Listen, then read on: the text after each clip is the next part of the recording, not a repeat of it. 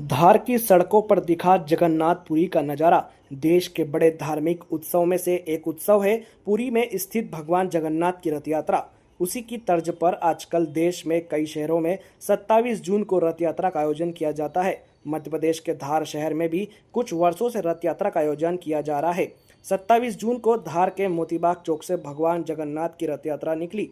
पंडितों द्वारा भगवान के पूजन के बाद भगवान की आरती की गई, जिसमें शहरवासियों के अलावा धार विधायक व केंद्रीय मंत्री सावित्री ठाकुर ने भी भाग लिया। रथ यात्रा मोतीबाग चौक से प्रारंभ होकर शहर के प्रमुख मार्गों पर आ गई है। यात्रा में भक्तों द्वारा भगवान के रथ को रस्सी से खींचा जा रहा है, जिसमें आम व खास सभी तरह के लोग शामिल हैं। भक्त लोग रथ यात्रा के आगे उमंग उल्लास से नृत्य करते हुए चल रहे हैं। शहर में नज़ारा ठीक पुरी की तरह नजर आ रहा है। रथ यात्रा का समापन त्रिमूर्ति नगर स्थित सावरे सेठ मंदिर में होगा।